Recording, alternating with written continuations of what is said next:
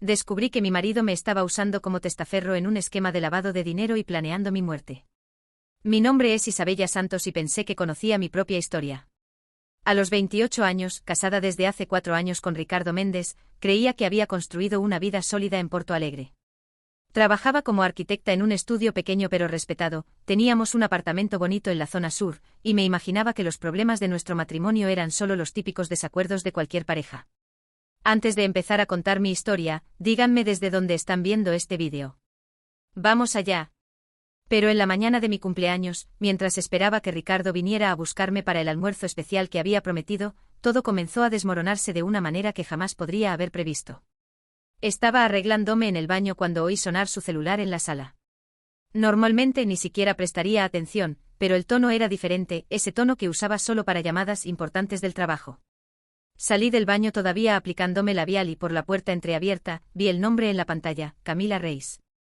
Camila era socia del bufete de abogados donde Ricardo trabajaba. Una mujer elegante, siempre impecable, que conocía de los eventos de la empresa. Una mujer que, descubriría después, significaba mucho más para mi marido que solo una colega de trabajo. Ricardo atendió la llamada susurrando, pensando que no podría oírlo desde el cuarto. Amor, sé que es el cumpleaños de ella, pero necesitas entender. Esto es solo temporal. Pronto la situación se resuelve y podemos estar juntos de verdad. Sentí que se me helaba el estómago. Me quedé allí paralizada, escuchando cada palabra como si fueran puñaladas. Por supuesto que preferiría estar ahí contigo ahora. ¿Crees que es fácil para mí fingir? Pero es cuestión de tiempo, Camila. Cuestión de tiempo. Cuando colgó yo todavía estaba en el mismo lugar, sosteniendo el labial con la mano temblorosa. Por algunos segundos consideré confrontarlo allí mismo. Gritar, llorar, romper algo. Pero algo dentro de mí me dijo que esperara. Que actuara con inteligencia, no con emoción. Terminé de arreglarme en silencio, tomé mi bolso y esperé. Ricardo apareció en la sala con esa sonrisa que conocía tan bien, me dio un beso en la mejilla y dijo: ¿Lista, amor? Tu día especial te espera. Si no hubiera escuchado esa conversación, tal vez hasta me habría emocionado. Pero ahora, cada gesto suyo parecía una mentira cuidadosamente ensayada. Fuimos al restaurante que había elegido, un lugar romántico en Moinhos de Vento que solíamos frecuentar en los primeros años de matrimonio. Durante todo el almuerzo, Ricardo fue el esposo perfecto, atento, cariñoso, haciendo planes para nuestro próximo viaje. Fue solo cuando estábamos terminando el postre que recibió un mensaje. Vi su cara cambiar instantáneamente. Isa, discúlpame, pero surgió una emergencia en el bufete. Un cliente muy importante y, ya sabes cómo es. Por supuesto que sabía. Sabía que la emergencia se llamaba Camila y probablemente lo estaba esperando en algún lugar mucho más íntimo que un bufete. No hay problema, respondí con una sonrisa que dolía físicamente mantener. Ve. Hablamos después. Me dejó en el restaurante prometiendo compensarme después. Me quedé sentada allí por algunos minutos más, fingiendo terminar mi café, mientras por dentro se formaba una tormenta. Fue cuando decidí que no iba simplemente a esperar que mi vida se desmoronara. Iba a tomar el control de la situación. Pagué la cuenta, salí del restaurante y en vez de ir a casa, caminé hasta el bufete de abogados donde Ricardo trabajaba. Quedaba solo a 2 cuadras de allí, en uno de esos edificios comerciales elegantes del centro de la ciudad. No tenía un plan específico. Solo quería ver con mis propios ojos lo que estaba pasando. Tal vez confrontar a ambos. Tal vez solo confirmar mis sospechas antes de decidir qué hacer. Cuando llegué al piso del bufete encontré el pasillo vacío, después de todo, era sábado por la tarde. Pero había luz en la oficina de Camila. La puerta estaba entreabierta. Me acerqué en silencio y lo que vi me hizo sentir como si alguien hubiera arrancado el suelo debajo de mis pies. No era solo una traición. Era una representación completa. Ricardo estaba allí, sí, pero no en los brazos de Camila. Estaba sentado en una silla, con una expresión tensa que nunca había visto antes. Camila estaba detrás de un escritorio hojeando documentos, y había un tercer hombre en la sala, alguien que no reconocía, de traje oscuro y postura intimidante. Ricardo, necesitas entender que no tenemos elección, la voz de Camila era fría, profesional. Nada que ver con el tono cariñoso que imaginaba. Tu esposa está empezando a hacer preguntas inconvenientes sobre las cuentas de la empresa. Mi corazón se disparó. ¿Qué cuentas? ¿Qué preguntas? Ni siquiera sabía que había cuentas que cuestionar. Ella no sabe nada, respondió Ricardo, pasándose la mano por el cabello nerviosamente. Isabella ni se interesa por mis negocios. Pues debería interesarse aún menos, dijo el hombre desconocido. Porque si continúa husmeando, va a descubrir cosas que no puede descubrir. Y entonces, hizo una pausa dramática, vamos a tener un problema. ¿Qué tipo de problema?, preguntó Ricardo, y por primera vez escuché miedo real en su voz. Camila se levantó, caminó hasta la ventana. Del tipo que resuelve cuestiones definitivamente, Ricardo. Tú lo sabes. Sentí que me faltaba la respiración. Estaban hablando de mí. Hablando sobre silenciarme. De forma definitiva. Retrocedí lentamente tratando de no hacer ruido, pero mi bolso se topó con un jarrón en el pasillo. El sonido resonó como un disparo. Silencio total en la sala. ¿Hay alguien ahí?, oí susurrar a Camila. No lo pensé 2 veces. Corrí. Corrí como nunca había corrido en mi vida, bajando las escaleras en vez de esperar el ascensor, atravesando el vestíbulo y disparándome hacia la calle. Solo paré cuando llegué a mi auto, algunas cuadras más adelante, jadeando y temblando. Mis manos temblaban tanto que apenas pude poner la llave en el encendido. Mientras manejaba a casa a alta velocidad, mi mente trabajaba frenéticamente tratando de procesar lo que acababa de presenciar. Ricardo no solo me estaba traicionando. Estaba involucrado en algo mucho más siniestro. Y yo, aparentemente sin saber cómo, me había convertido en una amenaza. Cuando llegué a casa, nuestra casa, que hasta algunas horas antes representaba seguridad y amor, ahora parecía territorio enemigo. Corrí a su estudio, algo que rara vez hacía. Ricardo siempre decía que no entendería los documentos legales de todas maneras, así que nunca me interesé mucho. Pero ahora necesitaba entender. Revisé cajones, armarios, estantes. Y fue en una carpeta escondida detrás de unos libros antiguos que encontré lo que cambiaría mi vida para siempre. Contratos. Decenas de contratos. Todos relacionados con una empresa llamada Stellar Investments de la que nunca había oído hablar. Y en todos ellos mi firma. O al menos algo que se parecía mucho a mi firma. Sentí que se me helaba la sangre en las venas. Nunca había firmado esos documentos. Nunca había visto esos papeles antes. Pero ahí estaba mi nombre, mi supuesta firma, convirtiéndome en socia de una empresa fantasma que por los valores que constaban en los contratos, movía millones de reales. Era un testaferro. Un testaferro sin saber siquiera que era testaferro. Fue entonces cuando oí la llave girando en la cerradura de la puerta de entrada. Isa. Amor, llegué, la voz de Ricardo resonó por la casa. Rápidamente junté algunos de los contratos más comprometedores, los metí en mi bolso y corrí al cuarto, fingiendo que estaba descansando. ¿Cómo estás, mi amor?, apareció en la puerta del cuarto con esa misma sonrisa falsa de antes. Perdón por salir corriendo antes. ¿Se resolvió todo? Por supuesto, respondí forzando una sonrisa. Me imagino que sí. Se acercó, me dio un beso en la frente. Por un momento, mirando esa cara que conocía desde hacía tantos años, tuve un impulso de contarlo todo. De gritar, de confrontar, de exigir explicaciones. Pero recordé las palabras que había escuchado: resuelve cuestiones definitivamente. Entonces, en vez de eso, dije, estoy un poco cansada. Creo que me voy a dormir temprano hoy. Sin problemas, amor. Yo tengo unos trabajos que terminar. Me quedo en la sala. Cuando se fue, tomé mi celular y por primera vez en años, llamé a mi hermana mayor, Marina. Marina, que vivía en Sao Paulo, que siempre había desconfiado de Ricardo, que siempre decía que tenía algo extraño. Isa. ¡Qué sorpresa! ¿Cómo fue el cumpleaños? Marina, mi voz salió más temblorosa de lo que me hubiera gustado. Necesito tu ayuda. Y necesito que no le cuentes a nadie sobre esta conversación. Hubo una pausa. Marina me conocía lo suficiente como para saber cuando estaba realmente asustada. ¿Qué pasó? Le conté todo. La traición que no era exactamente una traición, la conversación que escuché, los documentos, las firmas falsas, todo. Marina escuchó en silencio hasta el final. Isabella, dijo finalmente, necesitas salir de ahí. Ahora. ¿Cómo así? Acabas de descubrir que tu marido está involucrado con lavado de dinero, que estás siendo usada como testaferro en esquemas ilegales, y que hay personas dispuestas a resolver el problema si descubres demasiado. ¿Y quieres quedarte ahí fingiendo que todo está normal? Tenía razón. Por supuesto que tenía razón. Pero la idea de abandonar todo, de huir de mi propia vida, parecía imposible. ¿A dónde voy? ¿Cómo hago esto? Ven a Sao Paulo. Quédate en mi casa mientras pensamos en una solución. Pero Isabella, necesitas entender, no es solo cuestión de divorcio. Si lo que descubriste es real, puedes estar en peligro. Peligro real. Pasamos más de una hora conversando, haciendo un plan. Marina conocía a un abogado especializado en crímenes financieros. Alguien en quien podíamos confiar para analizar los documentos que había encontrado. Cuando colgué, ya era casi medianoche. La casa estaba silenciosa. Ricardo probablemente se había dormido en el sofá de la sala, como hacía siempre que trabajaba hasta tarde. Me quedé despierta toda la noche mirando el techo, tratando de entender cómo mi vida había cambiado tanto en solo un día. Por la mañana despertaría como una mujer que descubrió que el marido estaba teniendo una aventura.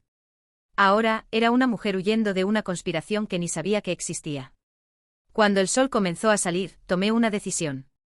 Me levanté en silencio, hice una maleta pequeña con solo lo esencial, tomé todos los documentos que pude encontrar y dejé una nota para Ricardo. Tuve que viajar urgente a Sao Paulo. Problema familiar. Te llamo después. Era mentira, por supuesto. Pero después de descubrir que mi vida entera era una mentira, una nota falsa parecía el menor de mis problemas. Salí de casa a las 6 de la mañana, cuando Porto Alegre todavía estaba despertando. En el aeropuerto, mientras esperaba mi vuelo, llamé al estudio de arquitectura donde trabajaba e inventé una excusa sobre una emergencia familiar. Durante las 2 horas de vuelo a Sao Paulo, me quedé mirando las nubes y pensando si algún día podría volver a casa. Si algún día todavía tendría una casa a la que volver. Marina me esperaba en el aeropuerto con gonjas con esa expresión preocupada que conocía desde niña. Cuando me vio, me abrazó tan fuerte que casi no pude respirar. Hiciste lo correcto, dijo mientras caminábamos al estacionamiento. Lo más valiente e inteligente que podías hacer. Durante el trayecto a su casa en Pineiros, conté algunos detalles que no había mencionado por teléfono. Marina escuchaba en silencio, la cara poniéndose cada vez más seria. Isabella, ¿tienes idea de lo que descubriste? Si la mitad de lo que me estás contando es verdad, estamos hablando de una operación criminal muy bien estructurada. Lo sé, respondí, mirando por la ventana las calles movimentadas de Sao Paulo. Solo que no sé qué hacer con esta información. Lo vamos a descubrir. Hoy mismo. En casa de Marina, mientras tomábamos café, llamó al abogado que había mencionado. Doctor Fernando Carvalho. Por la conversación, me di cuenta de que era alguien serio, experimentado en casos complejos. Puede recibirnos esta tarde, dijo Marina después de colgar. Pero Isabella, necesitas estar preparada para la posibilidad de que esto sea mucho más grande de lo que imaginamos. Fue entonces que sonó mi celular. Ricardo. Miré a Marina, que me hizo una seña para que contestara normalmente. Hola, amor, traté de sonar casual. Isa, ¿qué es esto de emergencia familiar? ¿Estás bien? ¿Por qué no me despertaste antes de viajar? Es mi tía Rosa, inventé en el momento.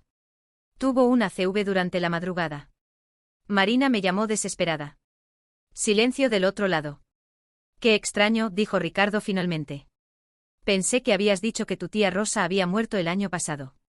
Se me heló la sangre. Tenía razón.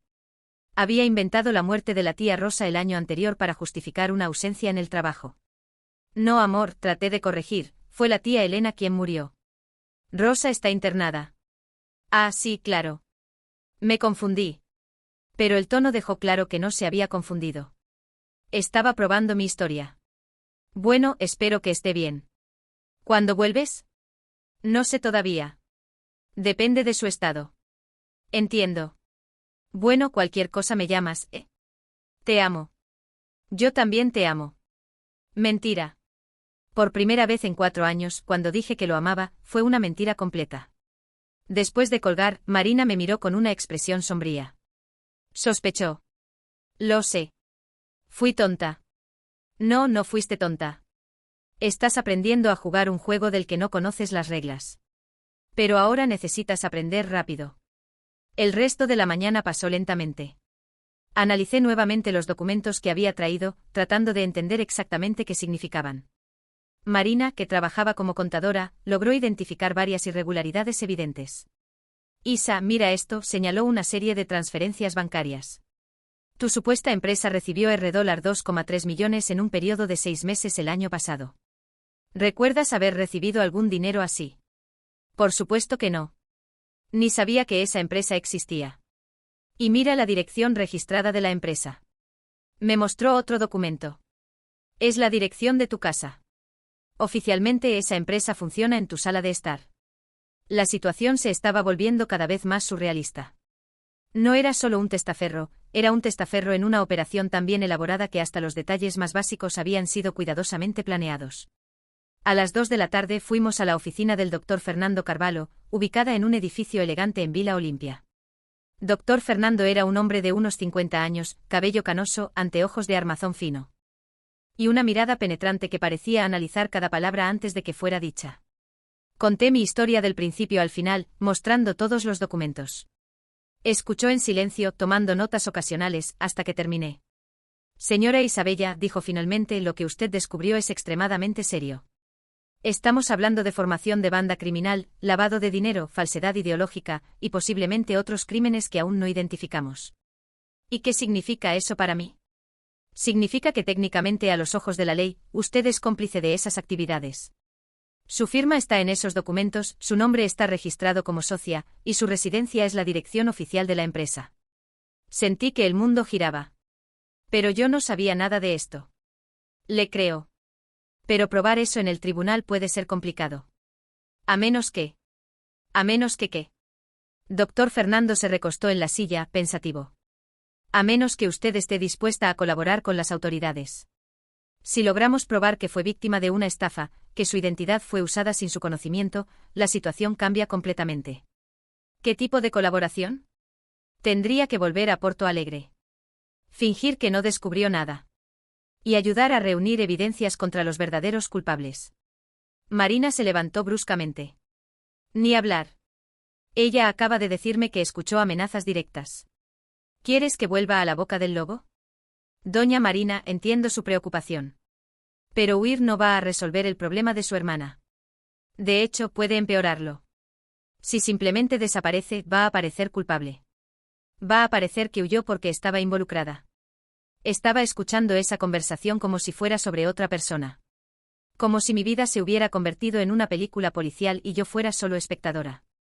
¿Y si colaboro? Pregunté finalmente. ¿Qué me pasa después? Si logramos probar su inocencia y derribar la banda, usted sale limpia. Más que eso, puede hasta recibir protección del Estado, si es necesario. ¿Y si no lo logramos? Dr. Fernando hizo una pausa larga antes de responder. Entonces va a necesitar un milagro. Salimos de la oficina más confundidas de cuando entramos. La situación era aún más compleja de lo que imaginábamos, y todas las opciones eran arriesgadas. En el camino de vuelta a casa de Marina, sonó mi celular nuevamente. Esta vez, era un número desconocido. Isabella Santos, una voz femenina que no reconocía. Sí. Mi nombre es Carla Moreira. Soy periodista investigativa de la Folha de São Paulo. Estoy haciendo un reportaje sobre Stellar Investments y me gustaría mucho conversar con usted. Se me paró el corazón. ¿Cómo conseguiste mi número? Eso no importa ahora. Lo importante es que sé que usted puede estar en peligro. Puedo ayudarla, pero necesito que conversemos personalmente. Hoy mismo, si es posible. Miré a Marina, que había escuchado parte de la conversación. Necesito pensarlo. Señora Isabella, entiendo su cautela. Pero necesita saber, no es la única persona que están usando. Hay otras víctimas. Y si no hacemos algo pronto, puede ser demasiado tarde. ¿Otras víctimas? Por lo menos 3 personas más en la misma situación que usted. Personas que descubrieron que sus nombres estaban siendo usados en actividades ilegales. Una de ellas. Bueno, una de ellas no tuvo la misma suerte que usted hasta ahora. La línea se quedó en silencio por algunos segundos. ¿Qué le pasó? Apareció muerta en un lago en Gravataí la semana pasada. Suicidió, según la policía. Pero tengo motivos para creer que no fue exactamente así. Sentí las piernas temblorosas. ¿Dónde quieres que nos encontremos? Acordamos encontrarnos en una cafetería en Vila Madalena a las 7. Marina insistió en ir conmigo, y yo no tenía valor para ir sola de todas maneras. Durante las siguientes horas, traté de procesar todo lo que estaba pasando. En menos de 48 horas, mi vida se había volteado de cabeza. Y ahora descubría que había otras personas pasando por la misma situación. Personas que tal vez no habían tenido la misma suerte de descubrirlo a tiempo. A las 7 en punto, estábamos en la cafetería. Carla Moreira era una mujer de unos 35 años, cabello rizado recogido en una cola de caballo, ropa simple pero elegante. Tenía esa mirada intensa típica de periodistas investigativos, como si siempre estuviera buscando la historia detrás de la historia. Señora Isabella, gracias por aceptar encontrarse conmigo, dijo, estrechando mi mano. Sé que debe estar asustada. Asustada es poco, respondí. Dijiste que hay otras personas en la misma situación. Carla abrió una carpeta y esparció algunas fotos sobre la mesa. Amanda Silva, 31 años, contadora en canoas.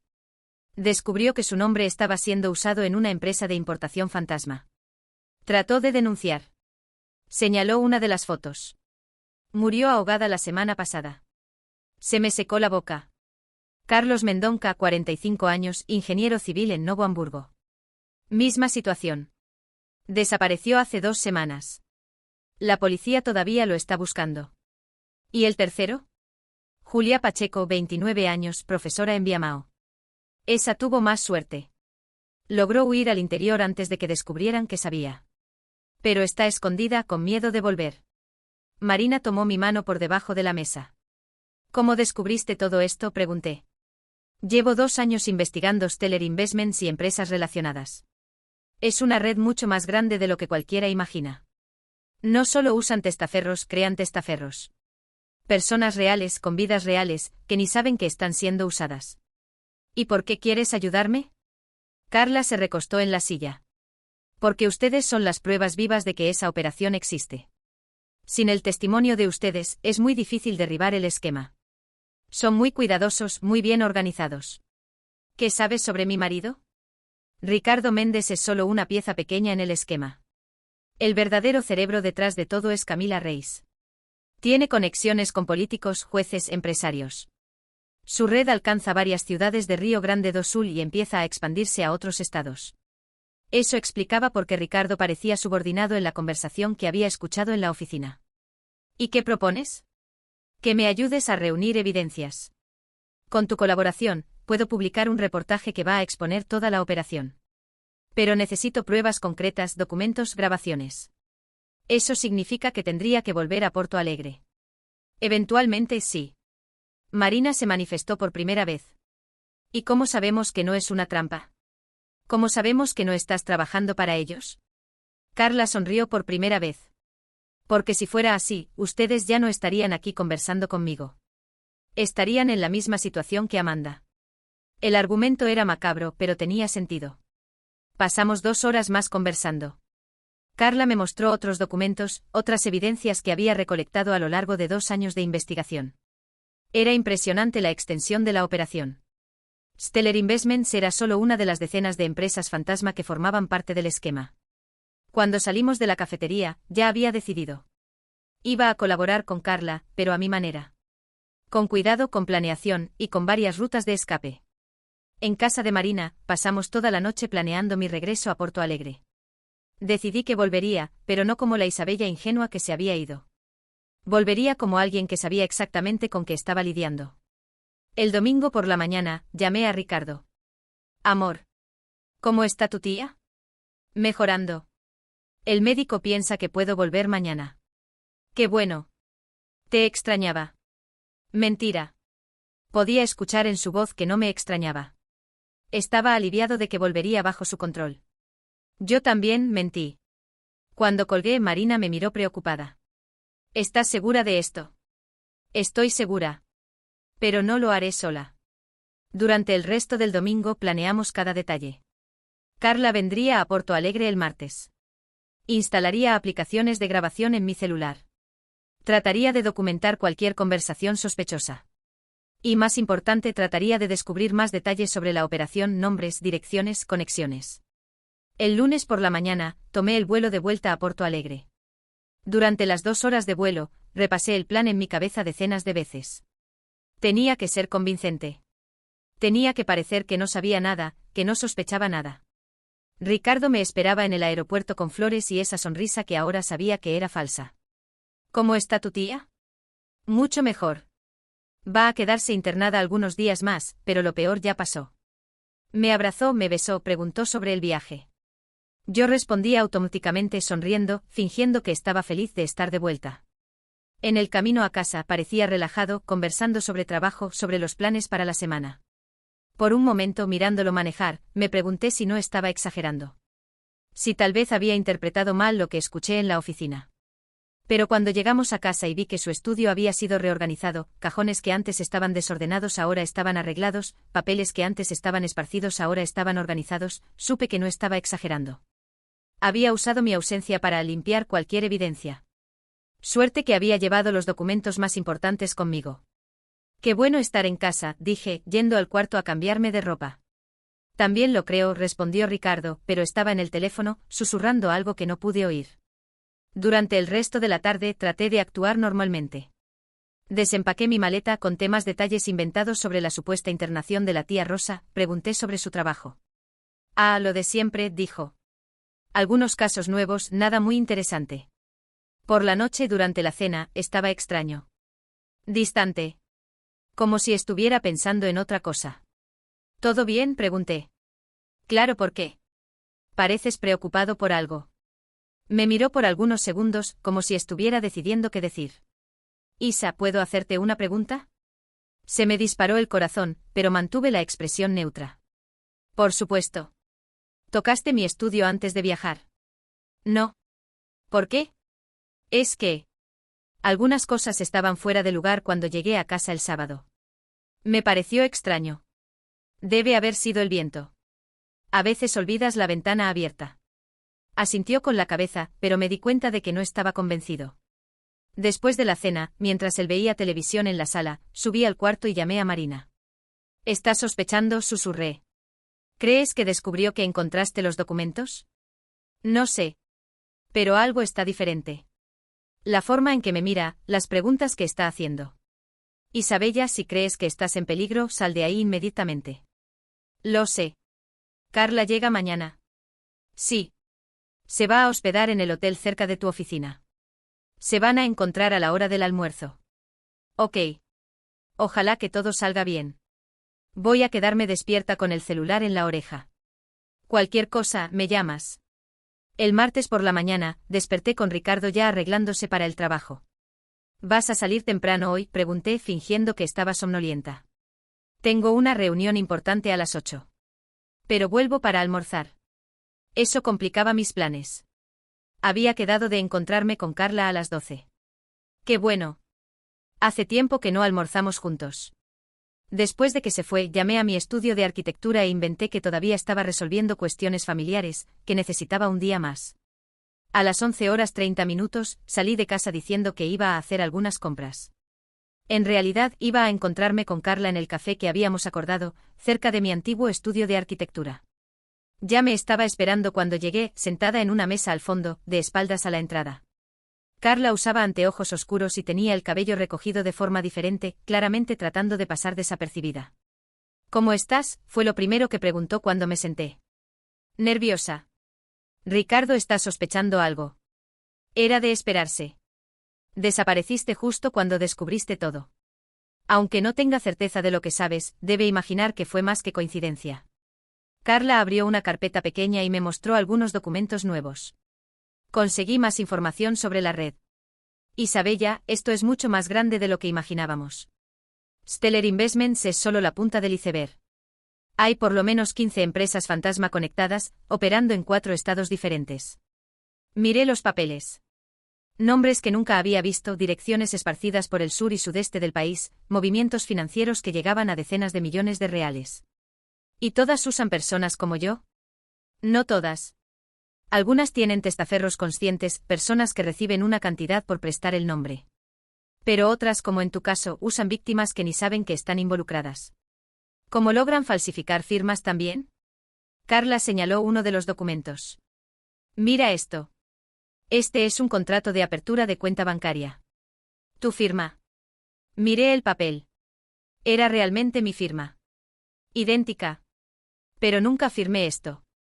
Por supuesto que no. ¿Pero ya firmaste papeles para tu marido antes? Poderes, documentos del apartamento, esas cosas. Pensé por un momento. Varias veces. Ricardo siempre decía que era para facilitar, que así él podía resolver las burocracias solo. Listo. Toman esas firmas legítimas y hacen copias. Digitalizan, estudian los trazos, entrenan para reproducir. Es un trabajo muy bien hecho. Sentí un nudo en el estómago. Había facilitado mi propia falsificación. ¿Qué necesitas que haga? Primero, necesito que trates de descubrir dónde guardan los documentos originales. Tiene que haber un lugar donde estén los contratos principales, los poderes que firmaste, tal vez hasta grabaciones de conversaciones importantes. ¿Crees que graban conversaciones? Estoy segura. Una operación de esta magnitud no funciona solo en base a la confianza. Deben tener grabaciones de todo como seguro por si alguien trata de traicionarlos. Eso tenía sentido. Explicaba por qué Ricardo a veces parecía nervioso cuando hablaba por teléfono en casa, como si supiera que estaba siendo escuchado. ¿Y segundo? Segundo, necesito que trates de descubrir cuándo va a pasar el próximo movimiento grande. Operaciones como esta tienen ciclos. Periodos de actividad intensa seguidos de periodos de calma. Si logramos atrapar un movimiento ocurriendo, tendremos pruebas irrefutables. Conversamos por media hora más definiendo señales, formas de comunicación segura, puntos de encuentro alternativos. Cuando me estaba preparando para irme, Carla me agarró el brazo. Isabella, quiero que entiendas algo. Si en algún momento sientes que estás en peligro real, olvídate de la investigación. Olvídate de las pruebas. Solo sal de ahí. ¿Y las otras personas? ¿Y Amanda que murió? Si desisto ahora. Si mueres, no vas a poder ayudar a nadie. Volví a casa con 20 minutos de sobra antes de que Ricardo llegara para almorzar. Usé ese tiempo para instalar las aplicaciones de grabación que Carla me había recomendado y para buscar cualquier cosa sospechosa que pudiera haber pasado desapercibida antes. Fue en el armario del cuarto, detrás de algunas ropas viejas, que encontré algo que me heló, una grabadora digital pequeña, del tamaño de una moneda. Estaba apagada, pero claramente había sido usada recientemente, la memoria mostraba varias grabaciones de los últimos meses. La puse de vuelta exactamente donde estaba, pero no antes de anotar el modelo para investigar después cómo acceder a los archivos. Ricardo llegó puntualmente al mediodía, trayendo comida china. ¿Cómo fue tu mañana?, preguntó sirviendo el almuerzo. Tranquila. Hice algunas compras, conversé con Marina por teléfono. ¿Cómo está? Bien. Preguntó por ti. Mentira. Marina odiaba a Ricardo desde el primer día. Pero sonrió como si realmente lo creyera. Durante el almuerzo traté de parecer relajada, conversando sobre cosas banales. Pero noté que Ricardo estaba observando cada reacción mía, como si buscara señales de que sabía algo. Isa, dijo de repente, ¿estás segura de que no tocaste mi estudio? Ricardo, ya te dije que no. ¿Por qué sigues preguntando eso? Es que... desaparecieron algunos papeles. Papeles importantes. Se me disparó el corazón, pero mantuve la expresión neutra. ¿Qué tipo de papeles? Contratos de trabajo. Nada que te interesaría. ¿Quieres que te ayude a buscar? Por un momento vi pánico en sus ojos. No, no hace falta. Ya busqué en todos lados. Deben estar en la oficina. Después del almuerzo volvió al trabajo pareciendo aún más tenso que por la mañana. En cuanto se fue, llamé a Carla. Está desesperado, susurré. Dijo que desaparecieron papeles importantes. ¿Qué tipo de papeles? No quiso especificar, pero creo que eran los contratos que tomé. Eso explica su desesperación. Sin esos contratos no pueden probar que firmaste voluntariamente. Si llegaran a la conclusión de que los tomaste, ¿qué va a pasar? Van a tratar de recuperarlos. A cualquier costo. Pasamos el resto de la tarde conversando por mensajes codificados. Carla había descubierto que habría una reunión importante el jueves por la noche, en un restaurante en el centro de Porto Alegre. Varias personas clave de la operación estarían presentes. Si logramos grabar esa reunión, escribió, tendremos evidencias suficientes para derribar toda la operación. Pero para eso, yo necesitaría estar ahí. Y la única forma de estar ahí sería convenciendo a Ricardo de llevarme. Cuando llegó a casa el martes por la noche, estaba visiblemente estresado. Caminaba de un lado a otro, hablaba por teléfono en voz baja, revisaba emails constantemente. ¿Todo bien, amor?, pregunté. Solo trabajo, respondió sin mirarme. Durante la cena, apenas tocó la comida. Estaba claramente preocupado por algo. Ricardo, ¿quieres conversar sobre lo que te está molestando? Me miró por un largo momento como si estuviera decidiendo algo. Isa, ¿puedo pedirte un favor? Por supuesto. El jueves por la noche necesito ir a una cena de trabajo. Es importante para mi carrera. ¿Te gustaría ir conmigo? Era exactamente la abertura que necesitaba, pero traté de no parecer demasiado ansiosa. Por supuesto. ¿Dónde va a ser? En el restaurante Panorama. Es una cena con algunos socios importantes del bufete. Conocía el Panorama. Era un restaurante elegante conocido por ser discreto, el tipo de lugar donde personas importantes hacen negocios lejos de miradas curiosas. Va a ser divertido, dije, sonriendo. Hace tiempo que no salimos a un evento social. Sí, respondió, pero la sonrisa no llegó a los ojos. Va a ser interesante. El miércoles pasé el día preparándome. Compré un vestido elegante pero discreto, necesitaba parecer una esposa acompañante, no una investigadora. También probé la aplicación de grabación varias veces, asegurándome de que funcionara perfectamente. Carla y yo nos encontramos brevemente en un centro comercial para ajustar los últimos detalles. ¿Estás segura de que puedes hacer esto?, preguntó. Tengo que poder. Es nuestra mejor oportunidad. ¿Recuerdas las palabras clave que necesitamos grabar? Nombres específicos, valores, fechas. Recuerdo todo. ¿Y si algo sale mal? Salgo de ahí inmediatamente. Pero aun diciendo eso, ambas sabíamos que si algo salía mal durante la cena, tal vez no tendría oportunidad de salir. El jueves por la noche me arreglé con cuidado. Necesitaba estar lo suficientemente bonita para no llamar la atención por falta de elegancia, pero no tanto como para parecer que estaba tratando de impresionar a alguien específico. Ricardo también estaba más arreglado que lo normal. Traje nuevo, corbata cara, perfume que no reconocí. Estás preciosa, dijo cuando salí del cuarto. Gracias. Tú también estás muy elegante. Durante el trayecto al restaurante parecía nervioso. Tamborileaba los dedos en el volante, revisaba el espejo constantemente, como si estuviera siendo seguido. ¿Está todo bien?, pregunté. Sí. Es solo que esta reunión es muy importante. Hay mucho dinero involucrado. ¿Qué tipo de negocio es? Me lanzó una mirada rápida. Inversiones inmobiliarias. Nada que te interesaría. El restaurante Panorama era aún más elegante de lo que recordaba. Decoración sofisticada, iluminación suave, mesas bien espaciadas para garantizar privacidad. El tipo de lugar donde se comparten secretos entre el primer y segundo plato. Cuando llegamos, había varias personas ya esperando en una sala privada en el fondo. Reconocí a Camila Reis inmediatamente, estaba aún más elegante que las otras veces que la había visto, conversando animadamente con un hombre de unos 60 años que no conocía. Isabella, dijo Ricardo, guiándome por la sala, quiero presentarte a algunos colegas. Los siguientes 15 minutos fueron una sucesión de apretones de manos, sonrisas falsas y conversaciones superficiales.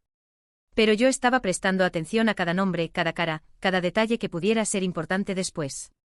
Fue cuando llegamos hasta Camila que las cosas se pusieron interesantes. Isabella, dijo saludándome con besitos en las mejillas, qué placer verte aquí. Ricardo habló tanto de ti. Me imagino, respondí sonriendo educadamente. Me dijo que trabajas con arquitectura. Debes entender de inversiones inmobiliarias entonces. Un poco. Camila intercambió una mirada significativa con Ricardo. De hecho, tal vez te interese un proyecto que estamos desarrollando. Ricardo, ¿le contaste sobre Stellar? Se me heló la sangre, pero mantuve la expresión neutra. Todavía no, dijo Ricardo rápidamente. Sabes que Isabella no se interesa mucho por mis negocios. Qué pena, insistió Camila. Porque podría ser muy útil para nosotros. Una arquitecta siempre da credibilidad a proyectos inmobiliarios. Era una trampa. Estaban probando si sabía algo sobre Stellar Investments. Bueno, dije cuidadosamente, si es algo interesante, puedo echarle un vistazo después. Por supuesto, sonrió Camila. Después conversamos mejor sobre eso.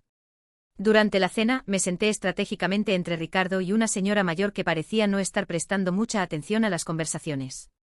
Esto me permitió encender discretamente la grabadora en mi celular cuando la conversación comenzó a ponerse más específica. Y se puso específica rápidamente. El problema, decía el hombre mayor que había notado antes, es que algunas de nuestras asociadas están haciendo preguntas inconvenientes. ¿Asociadas?, preguntó alguien del otro lado de la mesa. Las portadoras de los nombres, explicó Camila en voz baja. Algunas descubrieron que sus nombres están siendo usados. Como Amanda, dijo otro hombre que no había conocido. Se me paró el corazón. Estaban hablando de Amanda que había muerto. La situación de Amanda fue resuelta, dijo Camila fríamente. ¿Y las otras? Estamos monitoreando. Carlos desapareció, pero creemos que está escondido en el interior. Julia también desapareció. Y hay una cuarta que puede volverse problemática. No mencionaron mi nombre, pero sabía que estaban hablando de mí. ¿Cómo problemática?, preguntó Ricardo, y noté tensión en su voz. Puede tener documentos que podrían comprometernos. Documentos que desaparecieron recientemente. El silencio que siguió fue tenso. Yo seguí comiendo mi ensalada como si no estuviera prestando atención, pero cada fibra de mi cuerpo estaba alerta. ¿Qué sugieren? La voz era de alguien que no podía identificar. La misma solución que funcionó con Amanda, dijo Camila calmadamente. Sentí que se me revolvía el estómago. Estaban planeando matarme. Ahí, frente a mí, hablando de asesinato como si fuera un punto en la agenda de una reunión. ¿Están seguros de que es necesario?, preguntó Ricardo, y por un momento pensé que había escuchado preocupación genuina en su voz. Ricardo, dijo seriamente el hombre mayor, sabes que no podemos correr riesgos. Hay mucho dinero en juego. Muchas personas importantes involucradas. Lo sé, es solo que... lo cortó Camila. Es tu esposa. Eso debería hacerla más confiable, no menos. Tienen razón, dijo Ricardo finalmente. Hagan lo que crean necesario. En ese momento, algo dentro de mí murió. No era solo el descubrimiento de que mi marido estaba involucrado en actividades criminales. Era el descubrimiento de que estaba dispuesto a dejar que me mataran. La conversación cambió a detalles operacionales, fechas, valores, métodos. Yo seguí grabando, pero mi mente estaba en otro lugar. Estaba calculando distancias hasta la salida, pensando en excusas para salir de la mesa, planeando mi escape. Fue cuando Camila se levantó para ir al baño que tuve mi oportunidad. Con permiso, dije a Ricardo, voy al baño también. En el baño, con las manos temblando, envié un mensaje rápido a Marina: necesito salir de aquí ahora. Están planeando matarme. La respuesta llegó inmediatamente: Carla está en camino. Aguanta 10 minutos más. Cuando volví a la mesa, la conversación había cambiado a asuntos más triviales. Pero noté que Ricardo me observaba constantemente, como si pudiera leer en mi cara que había escuchado todo. ¿Te sientes bien?, preguntó. Un poco mareada. Creo que fue el vino. ¿Quieres que nos vayamos? Por un momento consideré decir que sí. Pero sabía que si nos íbamos juntos, tal vez no llegaría a casa viva. No, ya se está pasando. Quedémonos. Pasaron 15 minutos más. 15 minutos que parecieron horas. Hasta que vibró mi celular con un mensaje de un número desconocido. Incendio en el estacionamiento del restaurante. Evacuación obligatoria. Era la señal de Carla. En segundos comenzamos a escuchar sirenas afuera. Un mesero apareció en la sala privada. Disculpen interrumpir, pero necesitamos evacuar el edificio inmediatamente. Problema en el estacionamiento. La confusión que siguió fue exactamente lo que necesitaba. Mientras todos se levantaban, tomaban abrigos y bolsos, susurrando sobre lo que podría haber pasado, me mezclé con el grupo y salí de la sala. Pero en vez de seguir por la puerta principal con los otros, doblé a la izquierda, hacia la salida de emergencia del fondo que había notado cuando llegamos. Fue ahí donde encontré a Carla esperándome. Ven, rápido, dijo, tomándome de la mano. Corrimos a un auto que estaba estacionado en la calle paralela. Solo cuando estábamos lejos del restaurante pude respirar normalmente. ¿Lograste grabar?, fue lo primero que preguntó Carla. Grabé todo. Están planeando matarme de la misma forma que mataron a Amanda. Lo sé. Por eso tuve que sacarte de ahí. ¿Cómo supiste? Tengo un informante dentro del grupo. Alguien que está tratando de salir de esa vida desde hace mucho tiempo. Mientras nos alejábamos del centro de la ciudad, le conté a Carla todo lo que había escuchado durante la cena. Nombres, fechas, valores, métodos. Todo. Isabella, dijo cuando terminé, lo que conseguiste hoy es suficiente para derribar toda la operación. Pero ahora no puedes volver a casa nunca más. La realidad de esa afirmación tardó algunos segundos en establecerse. Ya no tenía casa. Ya no tenía vida. Ya no tenía identidad. ¿A dónde vamos? A Sao Paulo, esta misma noche. Mañana temprano entregamos todo a la Policía Federal. ¿Y después? Después entras al programa de protección a testigos. Nueva identidad, nueva ciudad, nueva vida. Miré por la ventana del auto, viendo Porto Alegre pasar por última vez. En algún lugar de esa ciudad, Ricardo estaba descubriendo que había desaparecido. En algún lugar, Camila estaba dándose cuenta de que el plan había fallado. Y en algún lugar, otras personas como Amanda, Carlos y Julia todavía corrían peligro. Pero ahora, por primera vez en semanas, tenía esperanza. Esperanza de que la grabación que llevaba en mi celular pudiera hacer justicia por Amanda. Pudiera proteger a Carlos y Julia. Y pudiera garantizar que nadie más pasara por lo que yo pasé. La guerra apenas estaba comenzando, pero por primera vez, tenía las armas correctas para pelear. El viaje a Sao Paulo fue una mancha de luces en la carretera y conversaciones susurradas. Carla manejaba con cuidado, siempre revisando los espejos, mientras yo trataba de procesar que mi vida había cambiado para siempre en cuestión de horas. Llegamos a la capital paulista a las 4 de la mañana. Carla me llevó a un apartamento seguro que la Policía Federal mantenía para casos como el mío, testigos en situación de riesgo extremo. Descansa un poco, dijo entregándome las llaves. A las 9 de la mañana, tenemos reunión con el delegado federal responsable de la investigación. Pero no pude dormir. Me quedé acostada en la cama extraña, mirando el techo pensando en Ricardo descubriendo que había desaparecido. Pensando en cómo explicaría mi desaparición. Pensando si sentiría remordimiento por haber estado de acuerdo con mi ejecución. A las 9 en punto, estábamos en el edificio de la Policía Federal. El delegado Artur Campos era un hombre serio, de unos 50 años, que me recibió con la gravedad que la situación requería. Señora Isabella, sé que pasó por una experiencia traumática, pero necesito que entienda, lo que usted trajo puede desarticular una de las redes de lavado de dinero más grandes que hayamos investigado. Durante las siguientes 4 horas, conté mi historia del principio al final. Grabaron cada palabra, analizaron cada documento, examinaron las grabaciones de la cena en el restaurante. Un perito en audio confirmó que las voces eran auténticas y que no había señales de manipulación.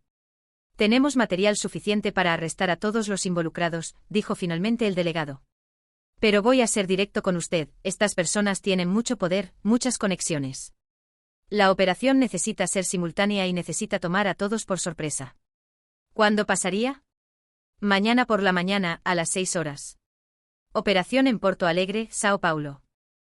Río de Janeiro y Brasilia simultáneamente. Esa noche, sola en el apartamento seguro, recibí una llamada de un número desconocido. Casi no contesté, pero algo me dijo que la tomara. ¿Isabella? La voz era femenina, nerviosa. ¿Quién es? Julia. Julia Pacheco. La periodista Carla consiguió mi contacto. Era una de las otras víctimas de la red. La profesora que había logrado huir. Julia.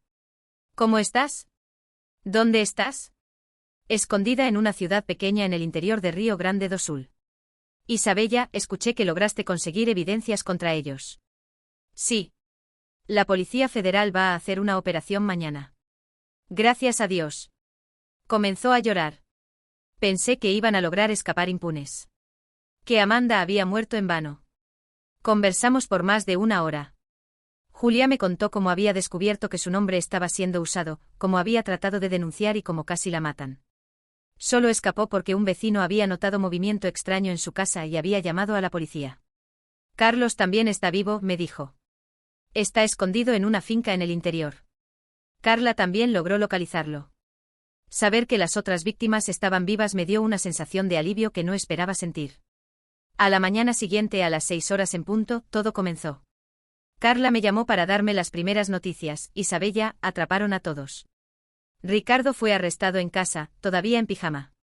Camila trató de huir por el aeropuerto pero fue interceptada. La gente de Stellar, los políticos involucrados, los empresarios, todos. Durante los siguientes días, seguí por televisión la repercusión de la operación. Operación Espejo Roto, como fue bautizada por la policía, fue noticia destacada en todos los periódicos. Las imágenes de los arrestos, los valores involucrados, más de 200 millones de reales en movimientos ilegales, la sofisticación del esquema.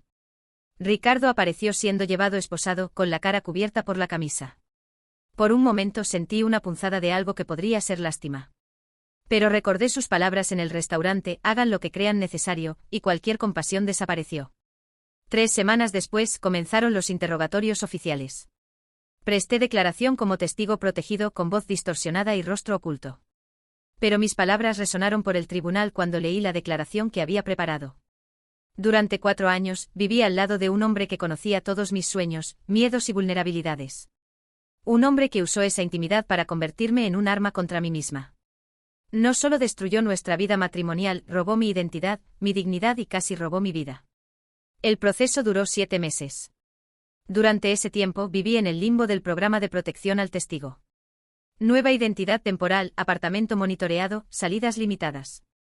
Fue un periodo difícil, de reconstrucción psicológica tanto como física. Fue durante ese periodo que conocí a la doctora Sandra Oliveira, la psicóloga designada para ayudarme a procesar el trauma. Isabella, no fuiste solo víctima de un crimen financiero. Fuiste víctima de violencia psicológica sistemática. Tu marido no solo usó tu identidad, manipuló tu realidad. Las sesiones de terapia fueron fundamentales para que entendiera que no había sido ingenua o tonta. Había sido deliberadamente engañada por profesionales del crimen. Cuando el juicio finalmente llegó, estaba preparada. Ricardo fue condenado a 15 años de prisión por formación de banda criminal, lavado de dinero, falsedad ideológica e intento de homicidio. Camila recibió 20 años. El empresario mayor que coordinaba la red, descubrimos que se llamaba Augusto Ferreira, fue condenado a 25 años. Pero la condena que más me trajo paz fue la del fiscal corrupto que había destruido los derechos de mi madre ficticia en la historia original. 20 años de prisión y pérdida de todos los bienes. Julia y Carlos pudieron volver a sus vidas. Sus nombres fueron limpiados y recibieron indemnizaciones del Estado por los daños sufridos. Julia volvió a dar clases, Carlos retomó su trabajo como ingeniero. En cuanto a mí, elegí una nueva identidad permanente, Elena Martins. Me mudé a Curitiba, donde nadie me conocía. Con la indemnización que recibí, abrí un pequeño estudio de arquitectura especializado en proyectos sociales, vivienda popular, escuelas, centros de salud. Carla se convirtió en una amiga verdadera. Su reportaje investigativo sobre la red ganó premios nacionales de periodismo. Me visita en Curitiba regularmente y mantenemos contacto constante. Marina, mi hermana, fue la única de mi vida anterior que supo de mi nueva identidad. Me visita todos los meses y lentamente estoy reconstruyendo la confianza en las relaciones personales. 2 años después de los arrestos, recibí una carta en mi nueva casa. El remitente era Ricardo, desde la penitenciaría donde cumplía sentencia. Pensé mucho si debía leerla. La doctora Sandra pensó que podría ser terapéutico, una forma de cierre. Entonces la leí. Isabella, sé que no tengo derecho a pedir perdón. Sé que no puedo deshacer lo que hice. Pero necesitas saber que nunca quise que te lastimaras. Cuando estuve de acuerdo con lo que sugirieron en ese restaurante, estaba desesperado, con miedo. No podía pensar bien. Sé que eso no justifica nada, pero quería que lo supieras. Espero que hayas encontrado paz en tu nueva vida. Respondí a la carta. Una sola frase, encontré más que paz, Ricardo. Encontré quién soy realmente. Nunca más tuve contacto con él. 3 años después estaba trabajando en el proyecto de una guardería municipal cuando recibí una llamada inesperada. ¿Elena? La voz era familiar, pero no podía identificarla. Sí. Es Amanda Silva. Se me paró el corazón. Amanda Silva era la contadora que supuestamente había muerto ahogada. La primera víctima de la red. ¿Amanda? Pero... ¿cómo? Pensé que tú... ¿estaba muerta?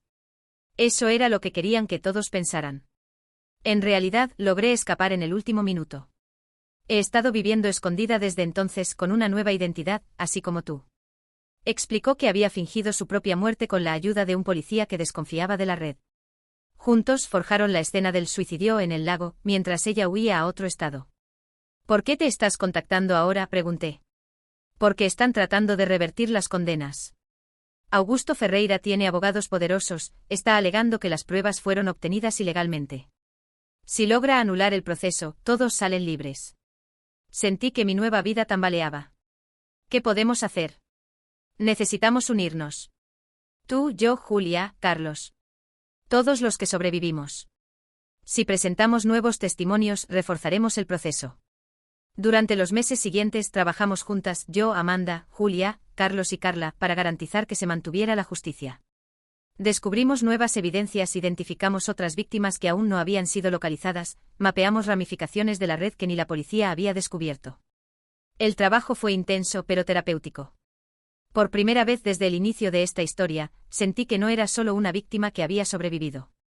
Era alguien que estaba luchando activamente para que otros no pasaran por lo que pasamos. En 2029, 6 años después de los arrestos iniciales, el Supremo Tribunal Federal negó el último recurso de Augusto Ferreira. Las condenas fueron mantenidas. La red fue definitivamente desarticulada. Hoy, a los 34 años, vivo una vida que construí con mis propias manos. Mi estudio de arquitectura creció, tengo un equipo de 8 personas, y nuestros proyectos sociales ya han beneficiado a miles de familias. Conocí a alguien, un médico que trabaja con salud pública, que admira mi trabajo con proyectos sociales. Sabe mi historia, mi nueva identidad, y me acepta completamente. Estamos construyendo algo real, basado en verdad y confianza. Amanda se convirtió en consultora en seguridad financiera, ayudando a empresas a identificar fraudes. Julia escribe libros sobre educación financiera. Carlos desarrolló tecnologías para detectar empresas fantasma. Todos nosotros transformamos nuestro dolor en propósito. A veces todavía tengo pesadillas sobre esa noche en el restaurante. Despierto sudando con el corazón disparado, escuchando la voz fría de Camila diciendo, la misma solución que funcionó con Amanda. Pero entonces recuerdo que Amanda está viva, que todos estamos vivos, que vencimos. En 2030 recibí una invitación inesperada, hablar en el TEDx de Curitiba sobre reconstrucción de identidad después de traumas extremos. Acepté. En el escenario, ante cientos de personas, conté mi historia por primera vez públicamente. Por supuesto, sin mencionar nombres reales o detalles que pudieran comprometer la seguridad de alguien. Pero conté sobre traición, sobre descubrir que toda tu vida era una mentira, sobre encontrar coraje para luchar cuando todo parecía perdido. Mi nombre no es Elena Martins, dije al final de la charla. Ese es mi nombre elegido, mi identidad construida. Mi nombre original fue robado, mi identidad original fue destrozada. Pero no dejé que eso me definiera. Elegí quién quiero ser. Y esa elección me salvó. La audiencia se puso de pie ovacionando. Después de la charla, una joven de unos 20 años se acercó. Estaba visiblemente nerviosa. Perdón por molestar, dijo, pero creo que estoy pasando por algo parecido a lo que tú pasaste. Mi novio. Descubrí que está usando mi nombre en cosas que no entiendo. Tengo miedo. Nos sentamos en una cafetería cerca del teatro. Durante 2 horas conversé con ella sobre señales de alerta, sobre cómo buscar ayuda, sobre cómo confiar en los propios instintos. Le di el contacto de Carla, que ahora coordina una ONG de apoyo a víctimas de crímenes financieros. Salí de ese encuentro con una sensación de completitud que no sentía desde hacía mucho tiempo. Mi historia no terminó cuando escapé de ese restaurante. No terminó cuando los criminales fueron arrestados. No terminó cuando construí mi nueva identidad. Mi historia continúa cada vez que alguien encuentra coraje para denunciar un crimen, cada vez que una víctima descubre que no está sola, cada vez que la justicia prevalece sobre la impunidad. Hoy, mientras escribo estas palabras en mi oficina en Curitiba, miro por la ventana y veo una escuela que diseñamos siendo construida. Niños de familias carentes estudiarán allí. Tendrán oportunidades que tal vez no habrían tenido de otra forma. Esto no borra lo que pasé. No deshace la traición, no resucita la inocencia perdida. Pero transforma el dolor en algo mayor. Ricardo todavía está en prisión. Debe salir en 2035 si se porta bien. A veces me pregunto si aprendió algo, si se arrepintió genuinamente. Pero no es una respuesta que necesite para seguir con mi vida. Camila murió en prisión en 2031, víctima de un cáncer que se desarrolló rápidamente. No sentí alegría ni tristeza. Solo un vacío, como si un capítulo se hubiera cerrado definitivamente. Augusto Ferreira, el verdadero mentor de la red, todavía cumple sentencia. Según mis fuentes, ya no es el hombre poderoso e intimidante de antes. La prisión lo quebró. La justicia no siempre es rápida, pero cuando llega, tiene un peso que compensa la espera. Mientras termino de escribir, suena mi teléfono. Es Amanda, llamando para contar sobre otra empresa fantasma más que ayudó a desenmascarar. Es Julia, animada porque su nuevo libro sobre educación financiera entró en la lista de más vendidos. Es Carlos compartiendo que desarrolló un nuevo algoritmo que ya identificó 15 empresas sospechosas. Es Carla invitándome a ser conferencista en una conferencia sobre periodismo investigativo. Es mi nueva vida llamando. Apago la computadora, tomo las llaves del auto y voy a casa. A la casa que compré con mi propio dinero, limpio y honestamente ganado. A la vida que construí elección por elección, día tras día. En el camino paso frente al tribunal de la ciudad.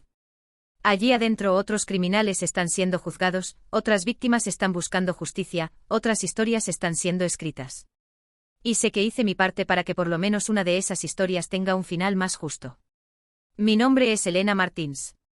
Pero también fue Isabella Santos. Y probablemente será otros nombres todavía, conforme siga creciendo, cambiando, reinventándome. Porque aprendí que la identidad no es algo que nos dan o que pueden quitarnos. Es algo que construimos todos los días con nuestras elecciones, nuestras acciones, nuestro coraje. Y elijo ser alguien que transforma dolor en esperanza. Siempre. Si esta historia los tocó de alguna forma, por favor dejen un like y suscríbanse al canal para más historias de superación y justicia. Sus comentarios y apoyo hacen toda la diferencia para otras personas que pueden estar pasando por situaciones parecidas. Hasta la próxima historia.